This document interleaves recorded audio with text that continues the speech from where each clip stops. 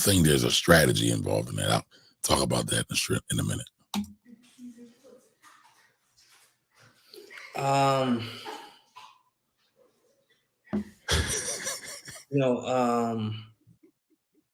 He got on the mic and it sounds like he had a loss for words, but okay. I apologize that I haven't really spoken out, right? You're not supposed to speak out. Because Right. everybody now, we have attorneys. We got to watch what we say, all these different things. Listen, I will say this about social media. Social media comments are out of control. I mean, I look at social media posts a lot of times just for the comments. And some of the stuff they're saying to him is crazy. You're my idol, Brody. Shout out to you. I hope all goes well.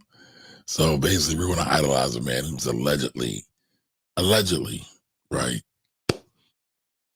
supposedly have defamed and taken a lot of people's money. I shouldn't say defamed, defrauded and taken a lot of people's money. But I don't. My question is to you then: do you think Envy is guilty? We're going to come to that. We're going to come back to that. Okay. There's so many different rules now, right? Every 5 minutes, I say hi to my mailman, and I think he's going to sue me, right? That's the price of fame, though, right? That is the price of fame. It is. At this point, I think my landscaper, I think everybody's suing me. I don't know who's going to sue me. I can't say anything, right? The one thing I am going to say. They said he's out of breath already. Wow. Hey, listen, y'all know I never want to disparage anybody, but some things are just hilarious. Whenever you touch success, right, you get all these people that want to be around you, right? Everybody wants to be a friend. Everybody wants to just touch you, right? Because like, oh my God, I touched this guy, he'll change my life, right? I'm gonna be honest with you. I'm not at that level yet. I'm successful, right? I was successful. Everybody wants. And I don't think I want to be at that level either. Wants to be my friend. Everybody wants to be around me. As soon as. What's that? For the people at FinCon, I am like that with some of them. Well, yeah, because that's you're the man. Well, listen, Anthony is the greatest partner ever. That's all I got to say. But what happens in New Orleans stays in New Orleans. Shit hits the fan. All these people that have profited from my success, which there's more people that profited from my success than the people that are suing me. But yeah, all these people that profited from my success, all the people that I have bailed out of jail, all the people that I have put cars in my name, apartments in my name, helped them with down payments for houses, helped them with this, helped them with when they can't pay their rent. Where are these people at? I don't see them. But yet I got all the haters, right? All the Tony Baloney fans. They're on my. Y'all know that was a shot at Tony the Closer. Tony Closer. Page. You're going to jail. Pay the people. But yet there's 2-3 sides to every story, right? I have 20 lawsuits. I mean, that is true. Out of those 20 lawsuits, a lot of those people I don't owe money to because everybody's suing me because they're like, oh my God, this guy's successful. I could sue him. I could sue him. I could sue him. Or I'm going to get this money, right? Then you have all these people being what's the word? Coerce? Whatever it is, whatever the word is, right? To sue people affiliated with me just because they're a bigger name, right? They're a bigger name than me. And that's the situation that breaks my heart the most. I mean, that is the business of lawsuits, right? Go after the bigger pockets, right? So iHeartMedia / iHeartRadio is definitely named in a lot of these suits because they were on air advertising these seminars. Mm-hmm. And again, if you haven't gotten up to speed on this and are not totally sure what's going on here, right? We're covering this whole Cesar Pina, DJ Envy situation where they were holding real estate seminars together. And then allegedly, Cesar was doing deals with other people on the side. Unbeknownst to Envy, that's key. Keep that in mind. And now they're saying that he didn't make good on any of the investments or the promises that he made to people. You want us to believe us? Hey, I'm just saying. Hey, man, I don't have nothing for that. I'm just here. I'm just here. Is how in all these lawsuits, these 20 lawsuits, DJ Envy was never in the room. DJ. By the way, quick point. Cesar has been locked up. He's been arrested already. So I'm assuming he is out on bail at some point awaiting trial. Yeah, he's Envy on house arrest. They got House him at arrest. $1 million bail. Okay. has nothing to do with any of these 20 lawsuits of these people that are suing me. So he says DJ Envy does not have anything to do with this. Now, listen. And Envy's supposed to be his man.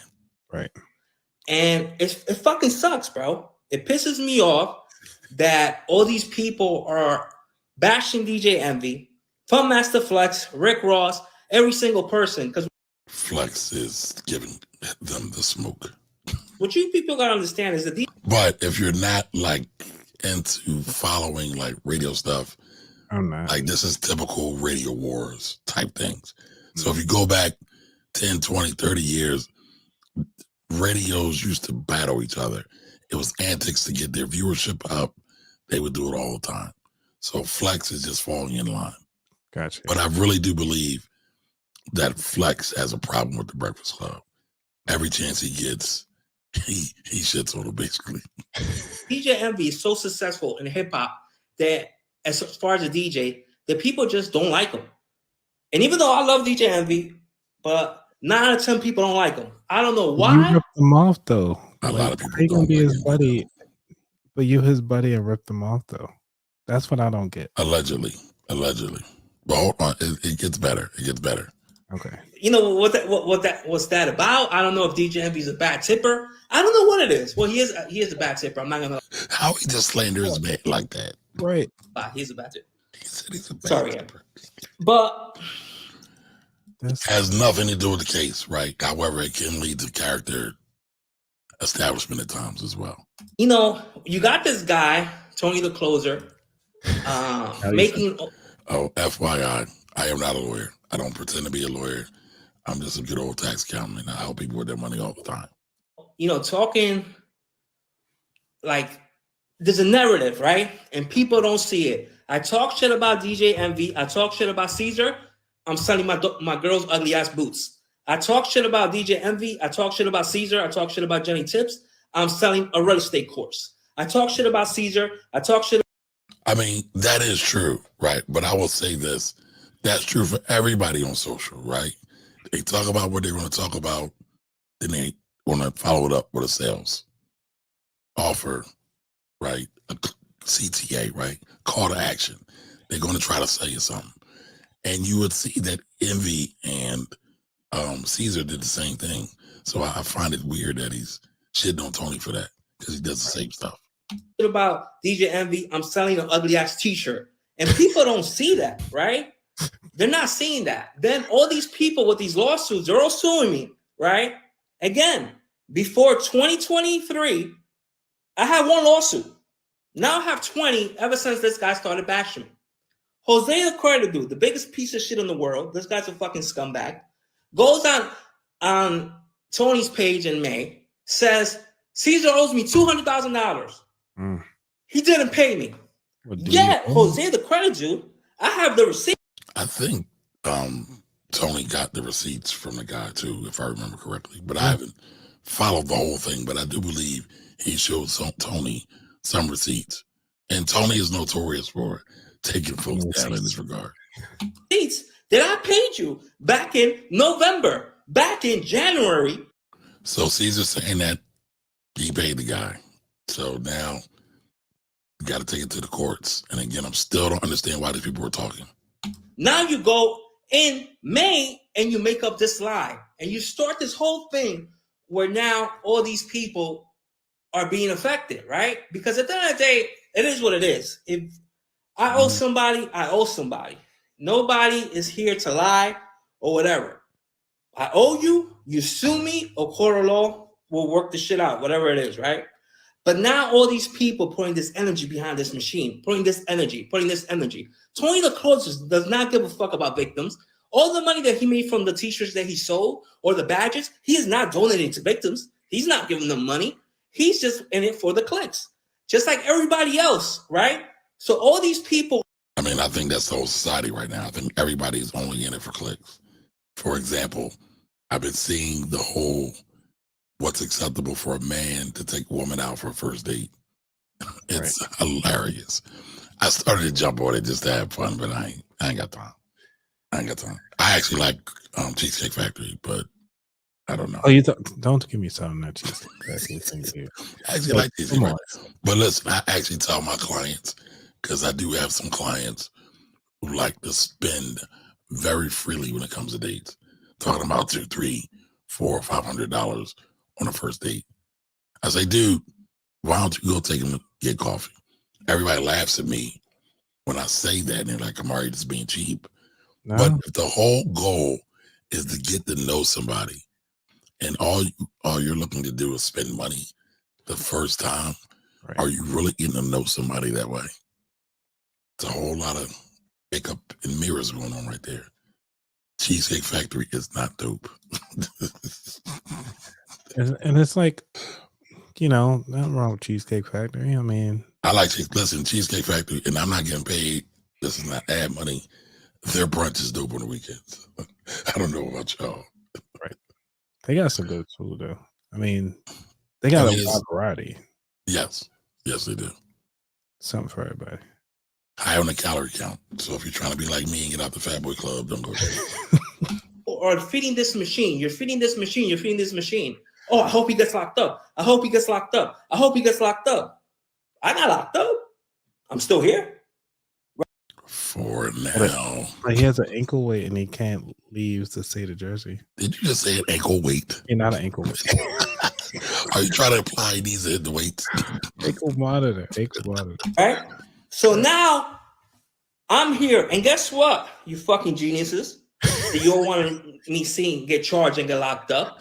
Now, this comment here, Atlanta Dream Finder. Does your attorney know that you are on Instagram incriminating yourself? Shout out to her. Now the government is involved. Now the government is going to come in and say, we're staying all these lawsuits.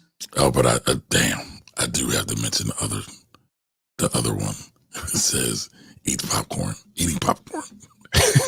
People love drama, man. People love drama. You all want me seeing get charged and get locked up. Now the government is involved.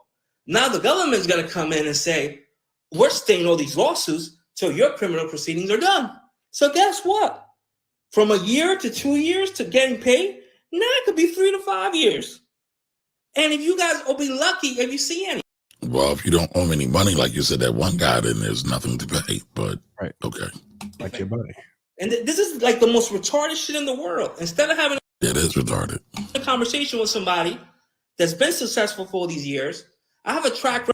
Now watch what he says. It's successful, and maybe this is just me because I'm old. But listen to this. From 2017 to 2007. Hold on, let's round that back. He says 2017.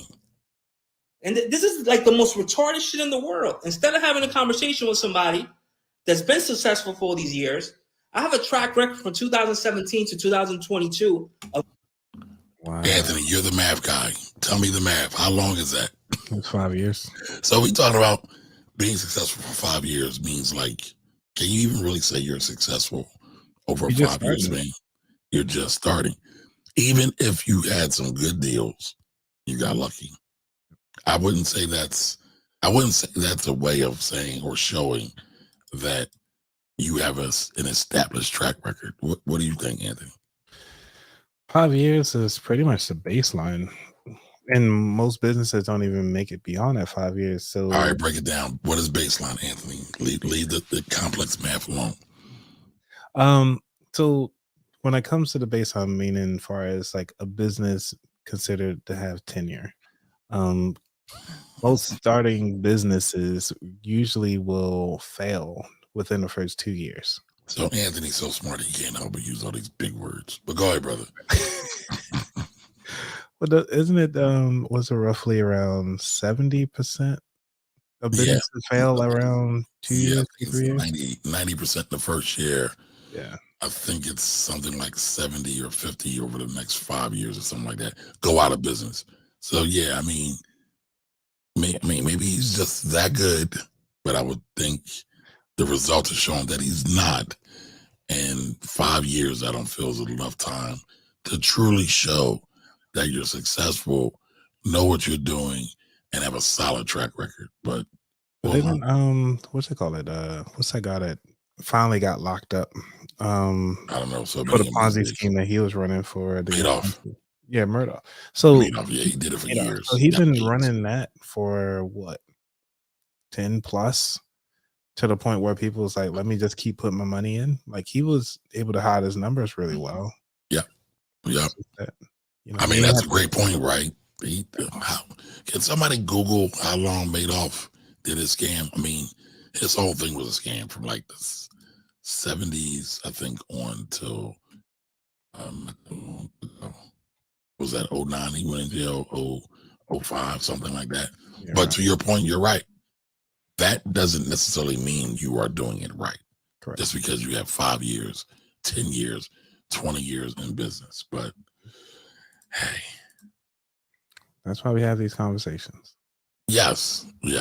No lawsuits, no problems. Then this guy starts bashing me. I got a shitload of lawsuits, right? And again, how many chopped cheeses have you had, bro? They have been murdering him. You know, it is what it is. If I owe. Nobody is here saying that I'm a victim. I don't give a fuck. I'm gonna be honest. So the thing about it, it's an investment, right? Yes. Which means that either A, you don't have risk. Money's at risk that's involved, and I don't think that's really listed out or in the contract. It was like, hey, but you know what? In some of those court cases, he was actually promising people 30 to 60% of their money. So right technically, they weren't even investments; they were technically loans. And I know I'm being super technical right now, but under the law, it is looked at differently. Oh, so if it was a loan, then yeah, that's a different story then. Yeah. So you should be solid on your money and actually get your percentage back because it's a loan. I mean, technically, but you know, they're pitching it. Everybody likes to interchange words. Words are very important, but everybody likes to interchange the words, and they shouldn't be. But that's a whole other conversation. To be honest with you, you know, people come on my page that I don't owe money to or have any deals with, and they're talking shit all day. All these trolls, right? I wish all these people would put this energy to actually get a fucking job or be successful. Well, I feel that way about all of social media right now, but that's the whole other conversation. Something, right? Tony the Closer doesn't own any real estate. He's a fake real estate guru. Now, this show isn't about Tony. I really don't care about what Tony's got going on. I want to know about Cesar. So let's go past responsible for it. And if I hurt anybody in any way, made their life difficult, I apologize. But my life has been difficult. All of my friends and all the people that have success with me, where are they? Have any of them come up here and told me, yo, Cesar, you good? Cesar, somebody put online, they're going to kill your daughter. They're going to kidnap your mother.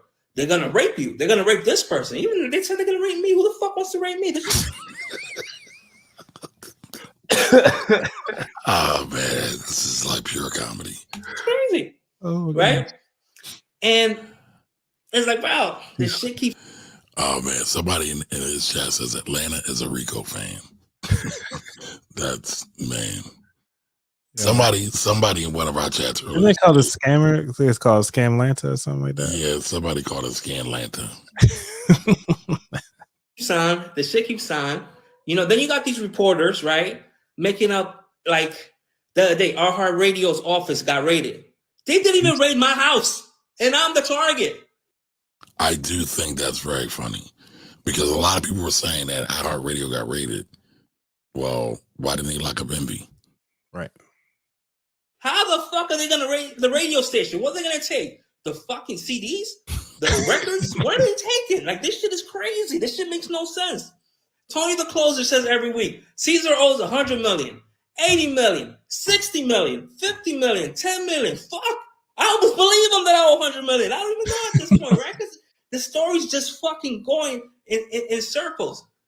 You know, last week. Your lawyer probably tweaking right now. Yo, these comments are, I mean, they're not wrong. I got hit with one kind of wire fraud. That was my complaint right now. Damn. Well, I wonder what the jail time is, the minimum jail time is on wire fraud. They said that maybe I have access to 17 million. So where's the 100 million that everybody's talking about? Right? Again, I have nothing against the government.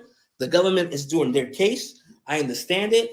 This guy has created this frenzy where hundreds of people, 500 people are calling every single fucking day to see this shit on social media saying that I'm defrauding people and I owe people money. But I don't know these people. Right? And all this shit is going on. And it's like, bro, social media is like the fucking devil. This shit is crazy. Like, now, I will give him this. Social media is indeed the goddamn devil. Yep. They will, I mean, like I watch creators sometimes just make shit up. Like even when you look at what's going on right now over in Israel and Palestine, right? Some of the reporting is shady at best. Some of they're definitely creating narratives. And you see this on social media in what's the word, Anthony? I know you got it. Proliferated. Proliferated. Yeah. Proliferated. I got it. Yeah. But they're just making stuff up on social sometimes. It's like, where are you getting your sources? I am still trying to wait for Tyler Perry buying BET. All the social media gurus were saying Tyler Perry bought BET. Comes to find out, Tyler Perry did not buy BET.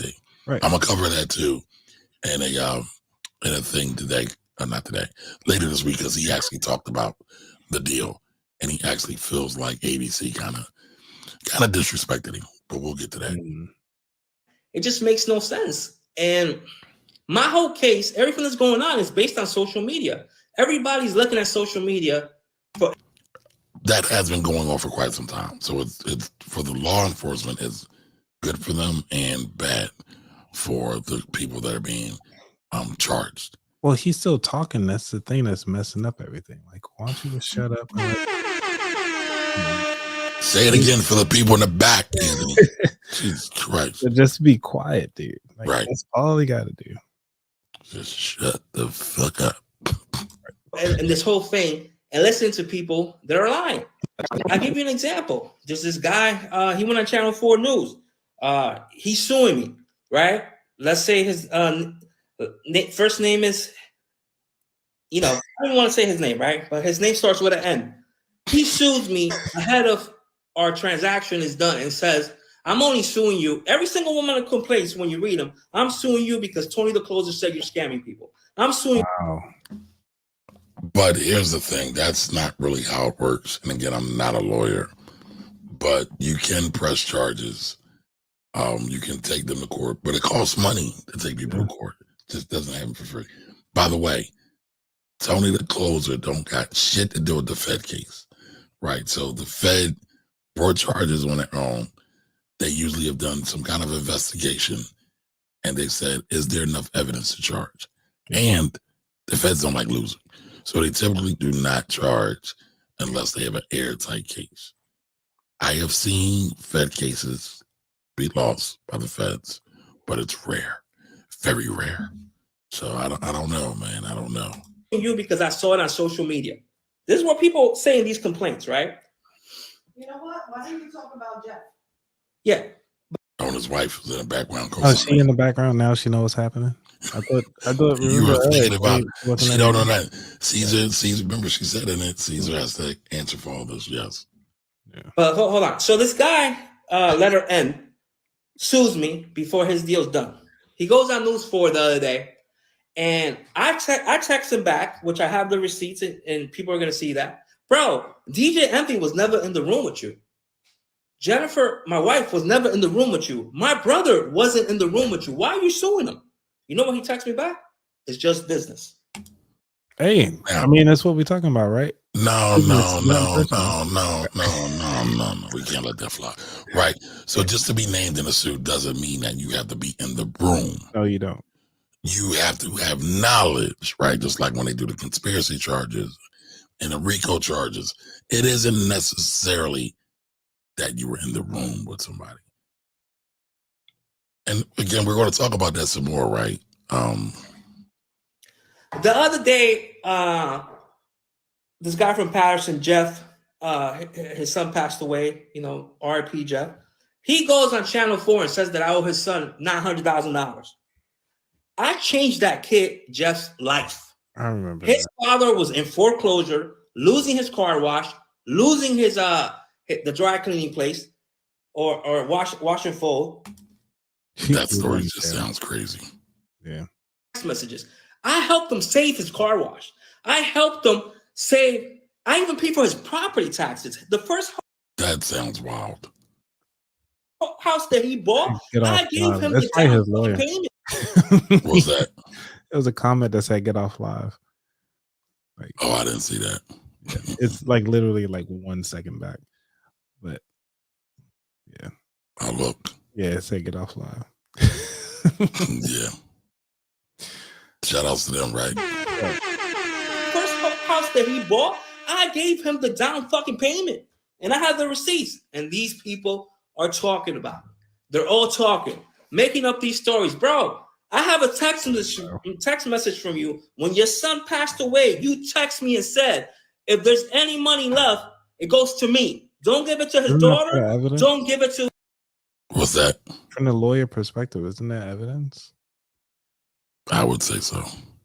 His mother, bro. I have the fucking message. Like I have so many receipts on all these transactions and all these things, but people are still making up lies, and this thing is like out of control. Again, Cesar owes me a cheeseburger. Oh my God. DJ Envy has never been in the room with me in any of these transactions for these 20 lawsuits. My wife was never in the room with me. My brother was never in the room with me. All of this falls on me. I'm a man, and it falls on my shoulders. Nobody else. You could talk shit on this live, don't matter. You could talk shit on my page, don't matter. It doesn't bother me. None of it bothers me. I'm not affected by it, right? It's amazing that he was saying nobody checked on him earlier, but now he's saying it doesn't matter. So it's funny what you really. It's powerful what happens when you just listen. You just hear so many things when you just listen. It's amazing. And like I said, any person that I also apologize to the people that's still in my corner, right? But I mean, he just said nobody was in his corner, right? Right. Well, he nobody said where they at, right? He said there were people in his corner, but he was like, where they at? So that sounds like ain't nobody in the corner, right? Or is it me? Yeah, that's true. I'm looking too deep, or I don't know. But I'm at the point now that I can't communicate with anybody because now everybody's a potential co-conspirator. Everybody is a witness. Everybody is a victim, right? It's not, nobody's an investor anymore. Anybody's a victim. I invested in this company, Vision Bio. I invested $200,000, right? To give you an example, I invested in this company $200,000. It was supposed to go public. It hasn't gone public in 3 years. Now, am I going to say I'm a victim of this company because the company didn't go public? Everybody's a victim. And even, I understand DJ's Envy's attorney, his defense to DJ. Listen to this part. Envy is a victim. That's the dumbest shit I ever heard in my life. Oh. Me and him were partners in the real estate seminars. We were partners in a couple real estate. So remember what I said, that just because you are not in the room with somebody doesn't mean that you're not a part of the crime. Right. Well, transactions. That's it. Keep pulling them in. He's not a victim. He was my partner. He was an investor. Anthony Martini. This guy, Anthony Barone. We did a real. And I mean, he's maintaining that he's innocent. He was trying to do clean deals, good business. And so he's saying Envy just brought it in. It wasn't a part of actually running the alleged scam, Ponzi scheme, whatever you want to call it. Right. Real estate transactions together. They're my partners. They own part of the property. But everybody's a victim. Everybody's a victim. Nobody's an investor anymore.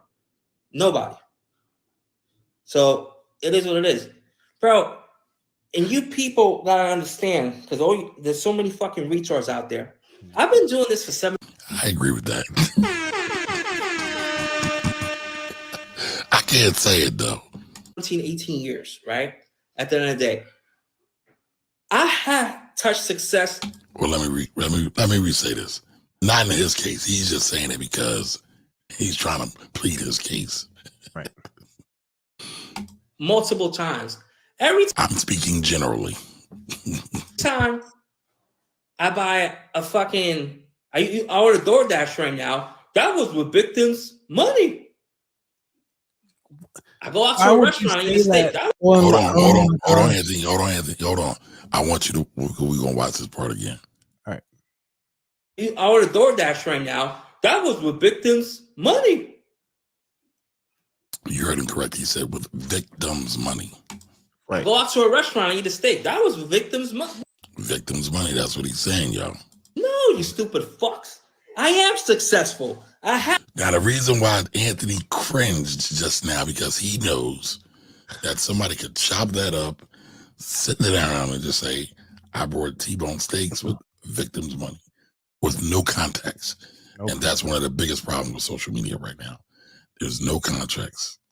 Actually, they can use this in court as well. Yeah. So they can say, if you look at this particular YouTube at this timestamp, you clearly said, hold up, matter of fact, they probably ask him like, hey, have you ever purchased anything with victims' money? Now, if he has a good lawyer, and that's no, I'm talking about on the cross. I know, but I'm just saying, if there's a good lawyer there, they'll say you need to go back, get context, and then play it. But we know it doesn't always play out like that. So no, this is part of the reason why they tell you to shut the fuck up. In short, yeah. Shout out to Lawrence is in the building. Hey, what's going on? Neighborhood finance guys here. Also, why don't they listen to the lawyers that say don't speak? We've been talking about that all night, Lawrence. It's like, it's mind-boggling. Mind-boggling. Stop trusting people over 30 that's playing dress up. playing flexing with stacks of cash. Yeah. I would agree with that. You know what? But again, all he had to do was just say a word, though. All he said was like, hey, I own 50 properties or whatever. But do you, though? Like, I don't know. Yeah. And it's like, I don't know. I can say right now I own 10 properties across the You can. And all you gotta do is take my word for it. But where the house facts. Right. You know, they got car facts, where the house facts. You know, where the investment facts at. They don't exist. But like you said earlier, you know, when people are looking to do investments, they should do their due diligence, their research. They should do title searches to see who actually owns the properties. Yep. You're right when you say that. Now, typically that doesn't happen on the investment side as much when you're coming in just investing, but it is something you can do, and it's only a couple $100. No, not even that. You just do a Google search. No, but sometimes, like if you like look at Philadelphia, right? Okay. They really only show about 10 years of history online. So sometimes you really got to dig and go deeper into some of the other systems that you may not necessarily have access to. That's on Google. You should use a real title search. I can say like in DC, like you can easily just pull up an address, look at their tax assessment, just even like property tax. It should show you what in the last purchase. It should tell you who, like when was the last transfer. They can tell you how much the water bill is. Like, yeah, but how far back will it go, right? Because sometimes what happens, especially with Black folks, we sell properties for $1. We have these tangled title situations, and you don't know who's on the title, who's on the deed, and it gets crazy, especially when we're talking about air property. And so, let's say grandma had a house, grandma died, 10 kids, right? Kids had 20 different, yeah. I mean, I'm dealing with something like that right now. I deal with them pretty often. You don't know who owned the damn property because grandma done died, uncle IT's done died, and a lot of people never recuse their right of ownership. So it gets wicked. It can, but for all his properties, even looking at what Tony DeCloso was able to provide, it's just a basic Google search. Okay. I mean, I believe that too. And I was Have like, at least successful start there business. before you spend the money. You know, This is think about that ain't once. none of that. Well, listen, Google should be the first stop anyway. Everything. Right. I mean, I'm not disagreeing with that. I'm just saying go a step further Oh, a step further, yeah. and get the title search. Yes. Come with that. Bullshit.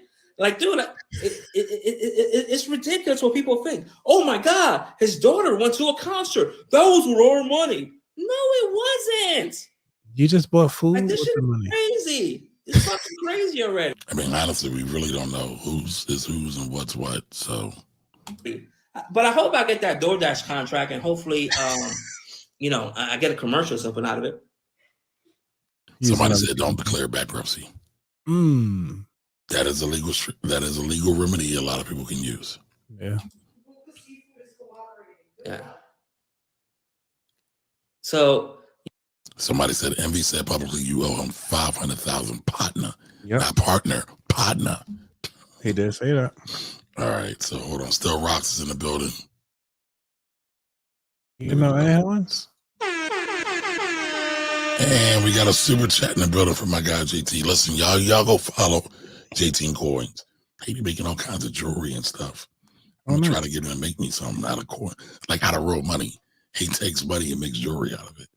That is awesome. You might need to do a class on that or something, brother. Start selling a course. But at some point, listen, we're trying to get JT to get him across the line for monetization. And I think he's like a short way from there. So everybody go follow JT Coins. And also thank you for the $1.99 super chat. And no, he's not paying me to say that. I would have said it anyway. He is a loyal citizen of the Financial Rebel tribe. That's what you call your folks a tribe now? I call my folks my people, but sometimes I just say other things. Tribe, family, squad. If I want to go back in the day, I might say posse, but that's probably way too old for all of y'all. Oh man, he should be monetized now. I just subscribed to his channel. He's at a 13.3K. Yeah, but monetization is not just about user numbers. You actually have to be approved. Well, watch too, but also you have to be approved by Big Brother. And I'm sure it's automated in some kind of simple way, but yeah, he should be there though. Again, shout out to John the Barber for making me look sharp with this haircut I needed. All right, so we don't need to look at any more of this. We don't need to look at any more of this. There is one more thing I did want to show though. There's one more thing I did want to show. So give me 1 second as we go through this. They make you laugh. It must be something. Oh yeah. It's hilarious. All of this stuff is hilarious though, in my opinion. All of it. I mean, you can't make this stuff up, but at the end of the day, right, all of the stuff comes down to people trying to get lottery tickets and not being willing to do the work, right? And sometimes you got to sacrifice and you got to wait. You got to wait and sacrifice and just be patient. But a lot of times now they just want to get it real quick, real fast. And that usually does not work with anyone. So I don't know what to tell you, partner. I don't know what to tell you. People, I don't get it. Like, it's half of these quote unquote plays, get rich quick schemes, are for people who really aren't qualified. And they won't even hire someone to give them a consult and say, hey, should I buy into this real estate investment? It's only $500, but I only have $500 in savings. And I'm living paycheck to paycheck. Should I really invest into this thing? Right. Should I take my $235,000? Is one of the gentlemen, and I'm not trying to shame any of them, right? Because my heart actually goes out to them. But one of the gentlemen looks like a Latino brother, invested $235,000 into this deal with Cesar and Envy, and It looked like he worked really hard for that money, his life savings. And it's really sad to see that. But at the same time, it's like people keep doing the same thing over and over and over again. People get mad at me when I bring up the tulip crisis. Anthony, do you know what the tulip crisis is? The Tudor crisis? No. The tulip crisis. Mm-mm. So look it up, right? It's history. One of the first bubbles, right? One of the first bubbles to ever happen was over in Dutch lands, Netherlands, right? Yeah, like the Tulip Mania history? Yes, tulip, yes, exactly. And so these tulips went up in value because there was a shortage, because I believe they were bringing them from like Asia or something like that. And people were mortgaging their homes on it, taking loans to buy these tulips because they were in short demand. Well, guess what happened when spring came around? The demand wasn't so short, and a lot of people lost their shirts, right? Because they were just running, jumping, trying to get into this deal because they wanted to make the money.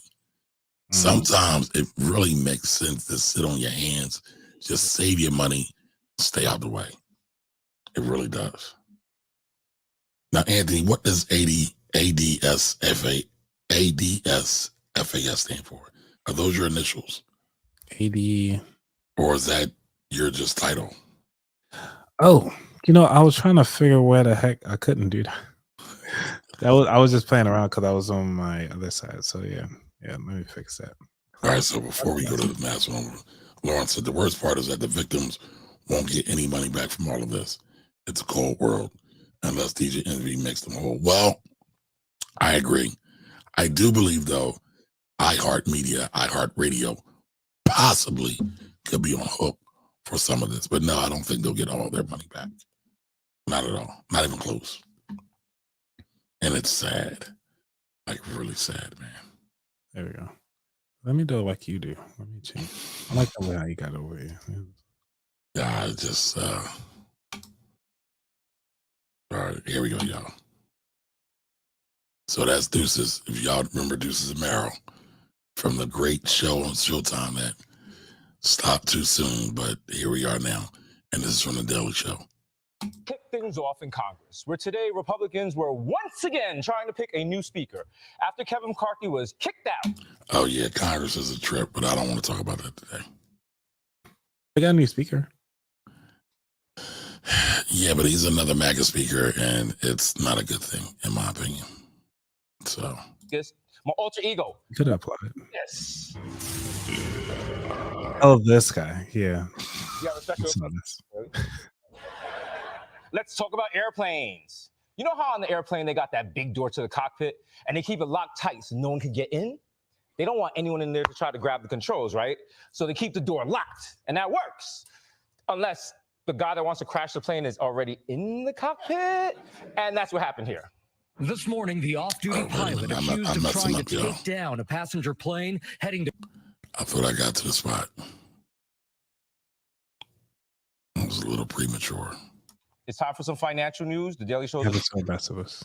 I know some people expect me to come on here and do my thing where I just roast people that I have beef with, but this is a serious show. This is a serious chair.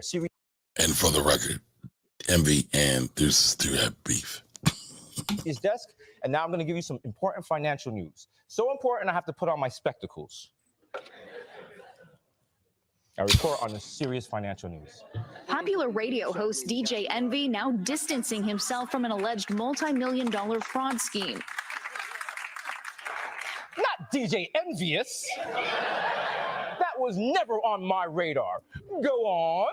Federal agents arresting his longtime friend and one-time business partner Cesar Pina on charges of wire fraud, accusing him of a Ponzi-like real estate scheme that allegedly defrauded investors out of millions. Pina often appeared on The Breakfast Club, a top 20 iHeartRadio show with millions of listeners and YouTube subscribers to promote real estate investment. He also held seminars and created YouTube videos with...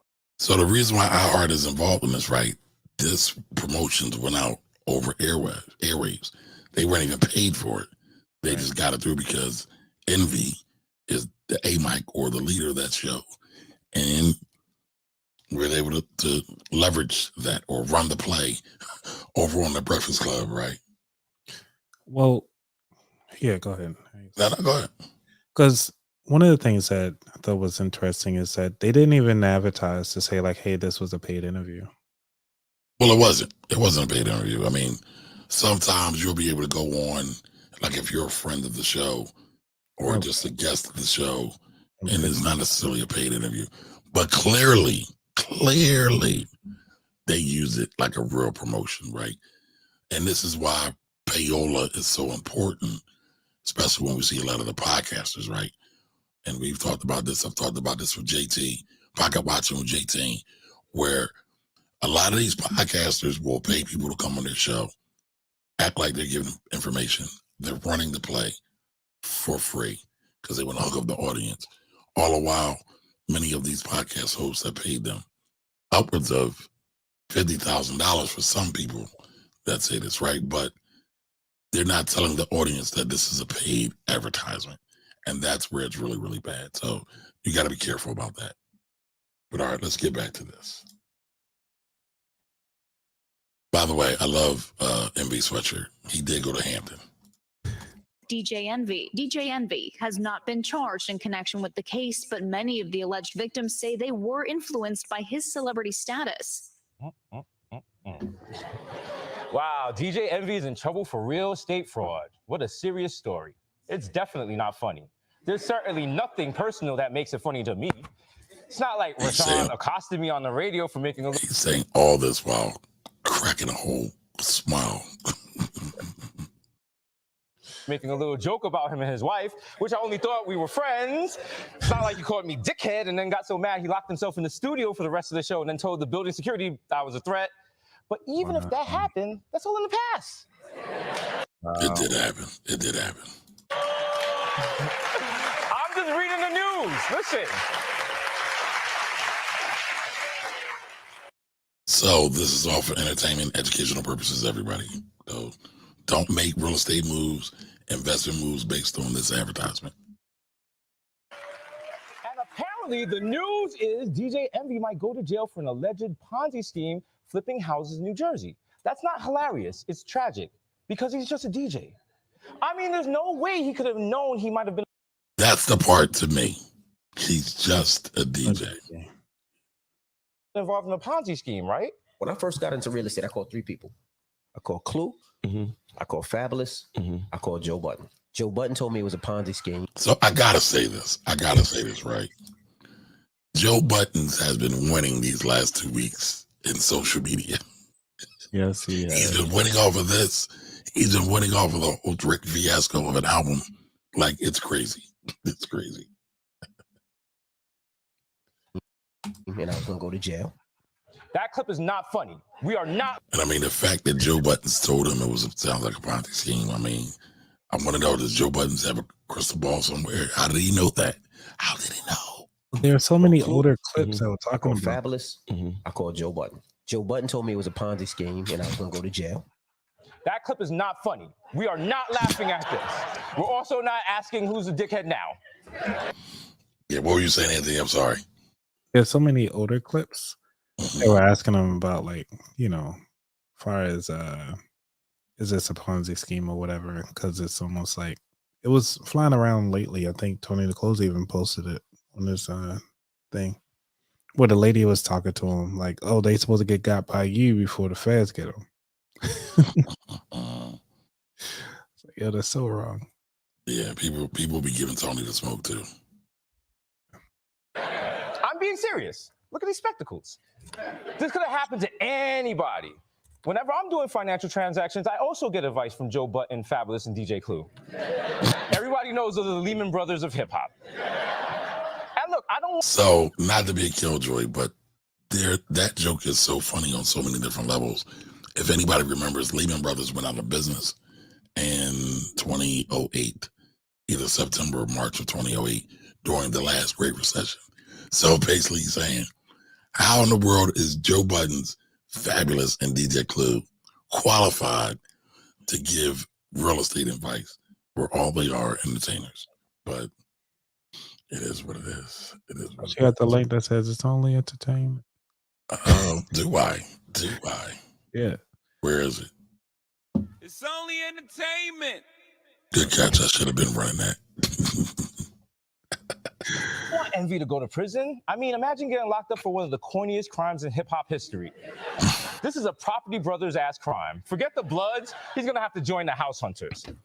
But again, I'm just doing the news, and the news is that DJ Envy is a DJ, a man who turns tables, and now the tables have turned. It's only entertainment. Yep. For more on this alleged crime, let's go to one of these alleged properties with Deuces Sloan. Deuces, sorry.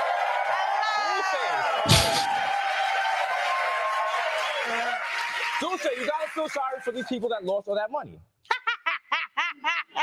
No, I don't. Listen, I feel bad for ugly people. I feel bad for orphans who can't sing. But these... I mean, that's kind of bad, right? If you're an orphan that can't sing, because at least if you can sing, you could be like Manny. Right. It's only entertainment. These people gave their money to a DJ.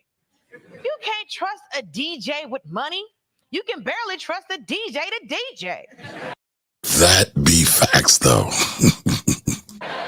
These He should be transitions flipping are records, hard. not houses. And I should know. I went on a date with a DJ because who hasn't? And he gave me the check. And I asked if he was going to pay. And he said, sorry, I don't take requests. I hear you. Good joke. Good joke. Yeah. People gotta keep their money where it's safe, like banks and other investments. What? No. Wall Street is going to mess your money up worse than anybody. Bank of America, stealing money. Silicon Valley Bank, collapse. Golden Sachs, guess what their CEO does on the side? He's a DJ. Gotta give him the horns for that one. That bit was so true, so funny, so real. Don't trust DJs. Don't trust any of these non-professionals with your money. And listen, don't even trust the professionals with your money. You need to be checking them too. But what do you think about all this, Anthony? I mean, you're talking about hundreds of thousands, if not millions of dollars. Matter of fact, it's millions. Because one guy said he gave them $1 million. Wow. So one of the things is that for me, I mean, I'm checking even the register if it comes up about like 5 cents difference than what was displayed at the market. You know what I'm saying? So for it to even come up, so you want to spend $1 million and you like, what am I getting for this? No. But I get it, in the investment world is shady because it's like, where are your receipts? When it comes to $1 million thing, needs to be a lot of checks and balances. $1 million is $1 million. You can't sneeze at that. But when they talking about, when Cesar Pina telling about, you're getting 30% return, that's the kind of, it sounds like a lot of money. It's good money for money that you just got sitting around. So you're a math major, masters, right? You got your master's in math, right? Oh, no. Where'd you get your undergrad? I was studying as a math major, but then I switched over to elementary education. Just couldn't get past topology. Okay, but you were a math teacher, right? Yeah, to some degree. Oh, damn it, Anthony. Because I taught a lot of stuff. Like you know what I'm saying? They didn't bind you because, substitute teachers were expensive. So they was like, you teach everything. Got you. All right, so you could do this though, right?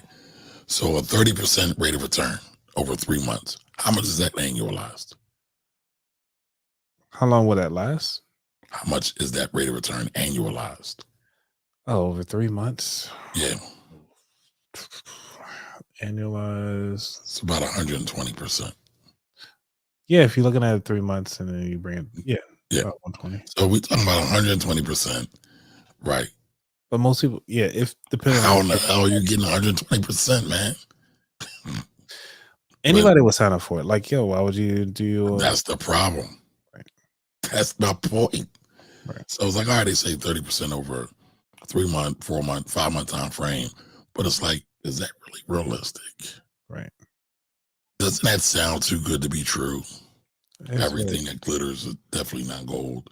Some of them are pieces of shit turds, but I don't know, man. It's like almost like anybody will go for anything.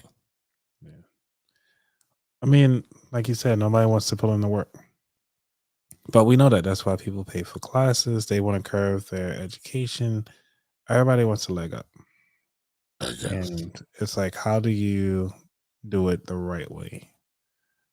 I guess. All right. So Financially Present says, when it comes to flipping homes, these types of non-standard investments are completely unregistered, so the victims are going to be short. More like super short. Right. But what are you going to do? And they definitely aren't registered. Not that even if they were registered, could they get money? Probably not. But it's just sad, man. It's just sad. And the sad part is some of it's kind of funny. Like some of the stuff with Cesar and some of the stuff with Deuces and Envy. I mean, you kind of got to laugh at it, but I hope through all the laughs and all the jokes, people don't miss the lessons. Because there's a ton of lessons here. Well, what is your number one lesson from this?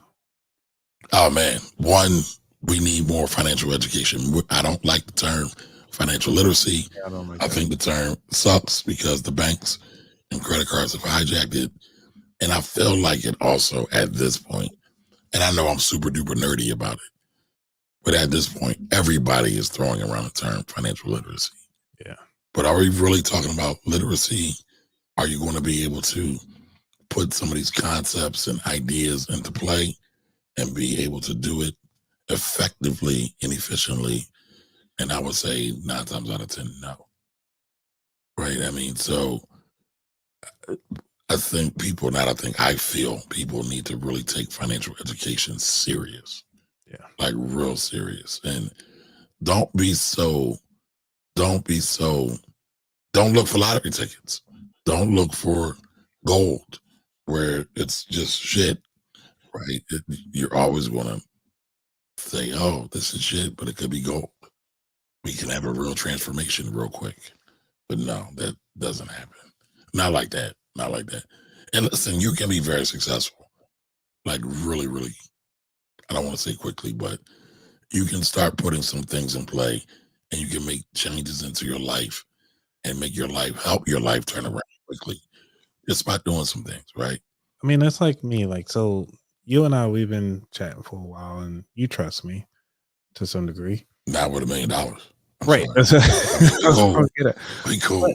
I buy you some food. But say like I already showed you my returns. So I'm like, yo, Kamari, we chat all the time. I'm like, yo, Kamari, I just bought this property. I just flipped this one. This is my money. This is what I got out of it. And doing this over and over again, I was like, hey, I'm about to do this bigger deal. Would you want to come in with me? But because I don't want to tarnish our relationship, I'll be making sure like, hey, everything is tight. You would think if the person really respected the other person. If they respected the other person. Yeah.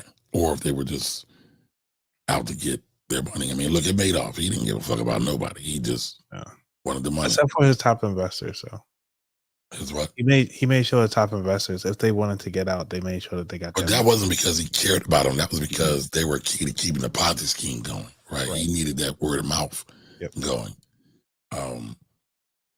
Do you watch Power at all? No. Dang it.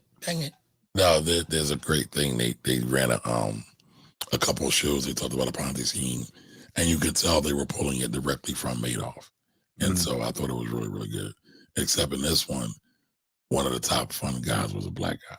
So it was kind of sad. But I mean, I think people should look for, like, there's a lesson in everything. I believe you can learn from everything. The question is your lens sharp enough to recognize the lesson? Are you humble enough to recognize the lesson? And also, like you brought up, like if you were going to pitch me something, I get pitched all the time. And I get called a hater all the time because I'm skeptical about all you people.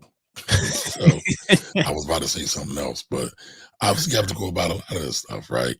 And then when it becomes too good to be true, 30% over 3 months, 30% over 5 months, get the fuck out of here. That's what I be saying in the back of my mind. Like, so we need more of that. We need more of that. Right. Like, you're not going to develop real financial acumen from a course. Right. Doesn't work like that. Right. I mean, I learn every day. It doesn't stop. You don't just go take a course. Sure, you can take a course and learn learn how to do it. Like there's a lot of courses on tax lien deeds or tax lien certificates, but that's a whole specialized field. So you need to understand it. You need to understand what it does. Yeah, you can learn some certain things from a great course, but cool. What about some of the particulars? Some of the stuff you will never learn until you go through it. And what the education is supposed to do is help you go through it a lot more smoother than you would without the education. Because education is supposed to, not always, but the education is supposed to say, hey, that's a red light. That's a stop sign. I learned that in school. I'm not supposed to run through that, or I could have a car crash. I can get a ticket. Something really bad can happen, right? I learned that. But what if it's yellow? What am I supposed to do? Right? Yeah. Well, what am I supposed to do? I don't know. I'm stuck there. I mean, and that's what the education is for, just to kind of get the bare basics. But a lot of times, people poo-poo education. People poo-poo college these days. So, and I'm not trying to sit here and say that I'm a fan of all college. I am a college fan now. But, I mean, what do you think, Anthony? What do you think some of the things are that people should look out for? Fast for me personally, just trust your gut. Honestly, No, I disagree. You disagree? I disagree. Yeah, because sometimes Now, it's like when it's why do you think I disagree? You need the facts.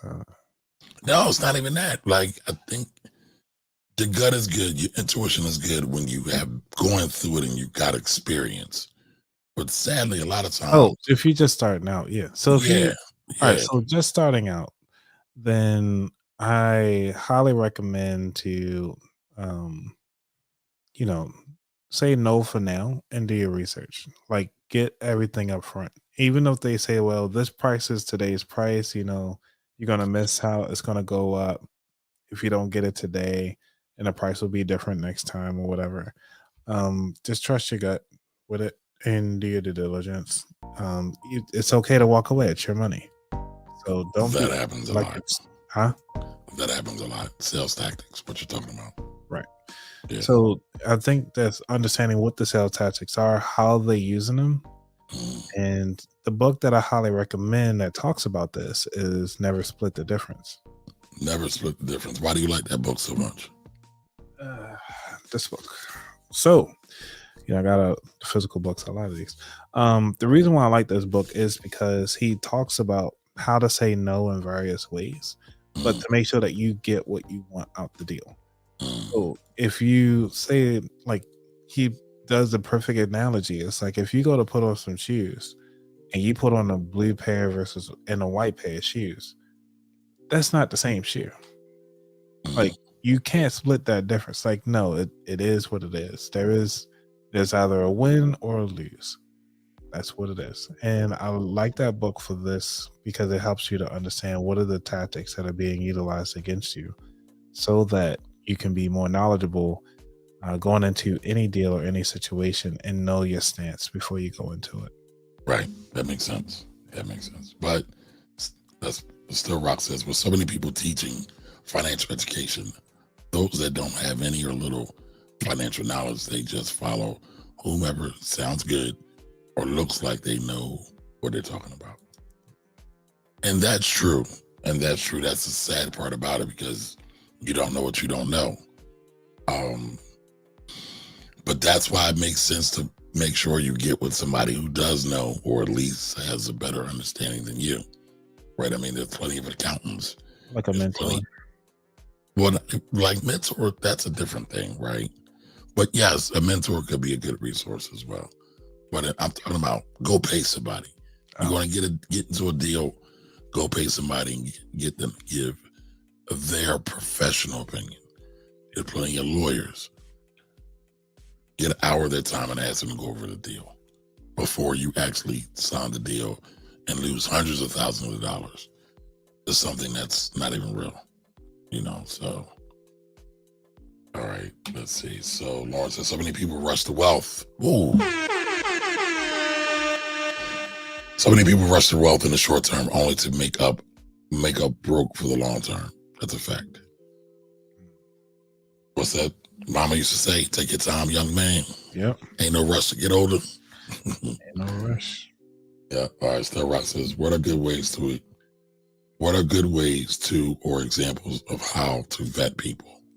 For example, when choosing an accountant or a CFP, I feel like a lot of people have the designations, but not the experience or integrity to help. I'm going to share something with you. Probably one of my richest clients said to me, and I don't know if everybody's going to be able to do it or not, but I'll give you this.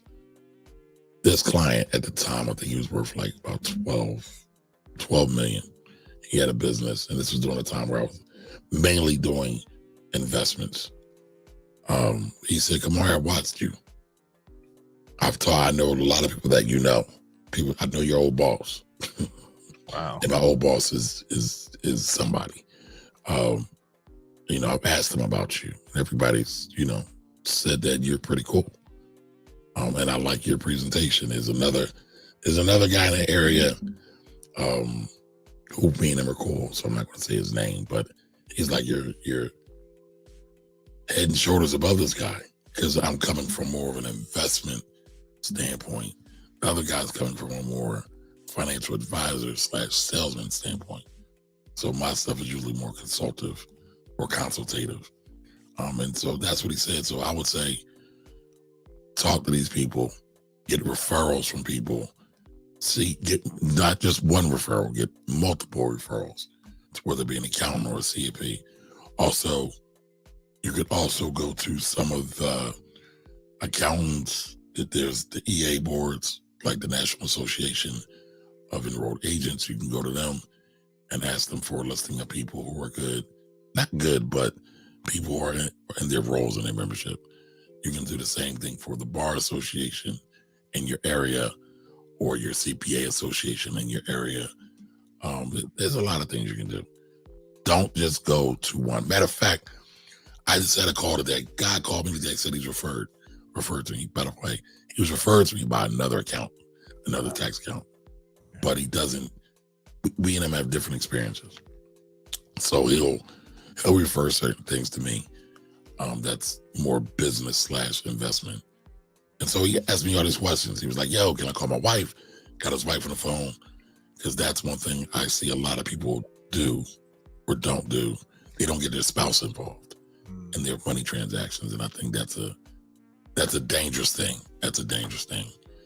The reason why I say that is sometimes your spouse or your other person can pick up on little idiosyncrasies that you might not be able to pick up on when just listening to the conversation. And they can say, whoa, I trust this person. I don't trust this person. And again, that's not necessarily all off of saying a person actually has good knowledge, but sometimes you can tell. People start talking fast, talking slick, talking about 30% rate of return. It's too good to be true. Sometimes you might be so enthralled in the conversation that you miss some of those key points. Your spouse, however, might not miss some of those things. So it's always good to get your spouse involved as well.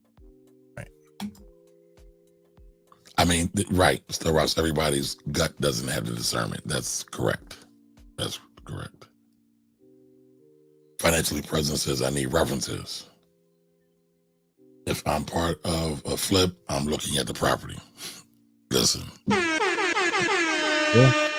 I mean, that's a recurring theme, right? People are like, they didn't put their money in the property. There's nobody living in the property. Oh, you should have probably went and saw the property at some point. Yep. That's why you probably shouldn't, especially a beginner investor, right? You probably shouldn't invest out of town. You should be investing in town so you can put eyes on that property.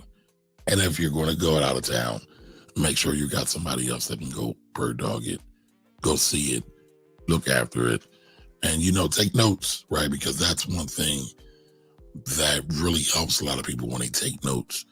I had somebody come out on October 25th. They said nobody was working there. All right. Note it down. Pay that person, go back and see it again. A week, 2 weeks later. Hey, somebody came by again. November 5th. Nobody's there. It's abandoned. So that's two times, right? Nobody's there. Let them note it down. I mean, that's what a detective does. Anytime you're looking to work with people, and to a certain degree, you have to think of yourself as a detective. Yep.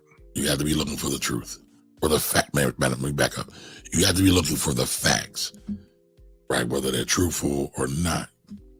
And then after a while, you'll be able to get it. And this is for people you have no relationship with. And matter of fact, it should be for people you have a relationship or no relationship. You should always be watching, always be checking. All right, Still Rock says, I always tell my wife, hey, these people are always going to rush us. That's a fact. That is a clue to rush you to make a decision. If they want the sales, they will work with us. If I'm somewhere by myself and I say I have to talk to my wife, tactics, yes, but there are salespeople that train to overcome. They call it overcoming the objection. That's and they'll have like, what, you don't run the household, you don't wear the pants in the family. Like they'll try to challenge you about that. So beware of that. Tactic, yep. Yep. Yeah. Beware of that. Beware of that. Please beware of that. All right. So there was one thing I wanted to talk about, right? Right. I went to New Orleans. Me and Anthony was in the house. I got some books. Now you're probably like, who the hell goes away on vacation and get books? Oh man, I got all my books right here. If you you got some free books. You ain't buy no books. No, that's what I'm saying. I got the free books. No, brother. I brought some books. I spent my hard-earned cash. Well, I'm buying what's her name's book? Jim Melissa Fran's book. Oh, that's dope. I want to buy her book too. Please put me on to that because she's dope. And she is Journey to Launch, right? Yep. Yeah. It was the first female podcaster I ever listened to. Yeah, her show is really dope. And, all right, so I got this book here, Africans in Colonial Louisiana. And I'm going to show you a video real quick, to kind of all tie in. And then this one is called Economy Hall. Okay. Right? It's called Economy Hall, The Hidden History of a Free Black Brotherhood. So that probably makes you wonder, like, what in the world? What's that? What you say? So I'm glad they didn't do man, because that's what most of them typically sort of free black man. So black brother. It's all right. So check this out. Here, they're known as the free people of color. So I got an opportunity to go on a tour, right? Right. My wife won't be on this trip. I probably would have never gone on this tour. I'm very thankful that she had me do this tour, though. Okay. Growing up here, they're known as the free people of color. It was anyone who bought their freedom in the colony or then through the generations was born unenslaved within the colony. It really gave a lot of people a chance to have jobs sooner, to have businesses sooner, to build homes sooner. That's where the Treme comes from. It was built by free people. So you hear the term there, the Treme, right? So the Treme is a neighborhood in New Orleans. There was a show about it on HBO about the Treme after Katrina and I believe Rita, with all the devastation, how they kind of supported one another. But the Treme is actually one of the first black neighborhoods that was established in the country.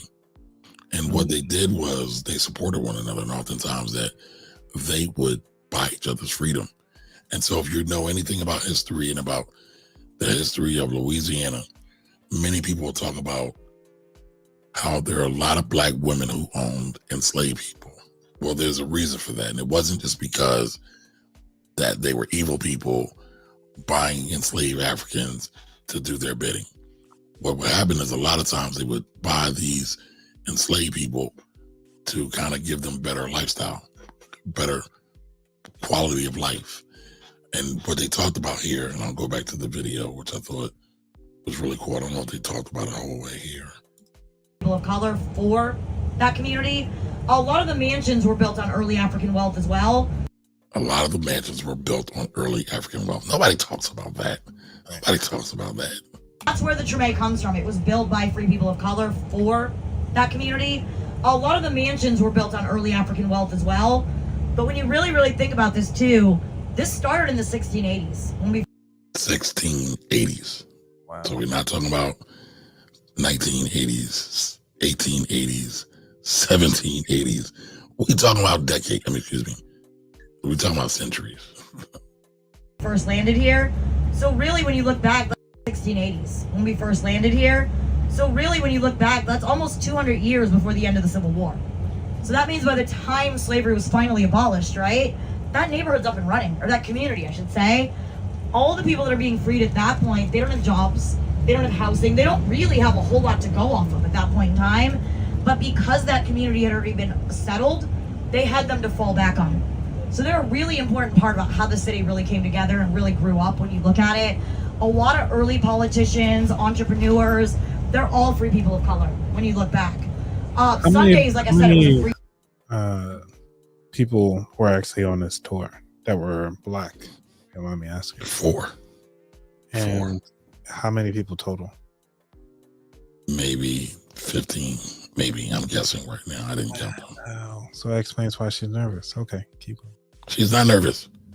And it just sounds like in her voice, unless she's trying to make sure she's talking loudly. I think she was trying to focus on what they were doing because they were driving around. But no, she wasn't nervous at all. And one of the things, because Jimmy was me and Jimmy's wife. Y'all see Jimmy, he comes on the show a lot on this tour. And we were trying to figure out, because I hate using this term, but the tour guide was kind of racially ambiguous, meaning that I couldn't really tell if she was Latino, white, or really light-skinned black person. I really couldn't tell. It wasn't a place to ask. But she was giving it up in terms of, she was talking about 45, the orange monkey, and how he's terrible. And she was talking about how, she was very certain to talk about the black aspects without care for what the other white folks on the tour were thinking or felt. She just said it because it was a matter of fact. Gotcha. And she brought it up every chance she got. Like, anywhere it made sense. So, and I mean, also, I got a chance to go to a restaurant, or we got a chance to go to a restaurant called Dookie Chase. I know the name probably sounds weird, but Dookie Chase is a restaurant started by a wonderful lady by the name of Leah Chase. This is Black History, y'all. She is no longer with us, but she passed in around she passed about 2019. But every president since the 1940s has gone to this restaurant. And again, it's called Dookie Chase in New Orleans. So it became famous and a place for a lot of civil rights activity in the city of New Orleans, where white folks would go, the activists would go, the black folks would go, they would meet there, they would have a meal there. Martin Luther King ate there, George Bush, Obama. I mean, there's even a story about when Obama was there that Obama put some hot sauce in his gumbo. Leah Chase slapped his hand and said, "My hot sauce don't need no hot sauce. Excuse me, my gumbo don't need no hot sauce." So it's really interesting. The history of New Orleans is really interesting, especially when we look at the African part, the black part, because as y'all know, I love my black history. So that was the thing for me. It wasn't even the conference. That was the best part of it for me. Nice. Yeah. So how did you like the conference, Anthony? I know you're going to do a thing tomorrow.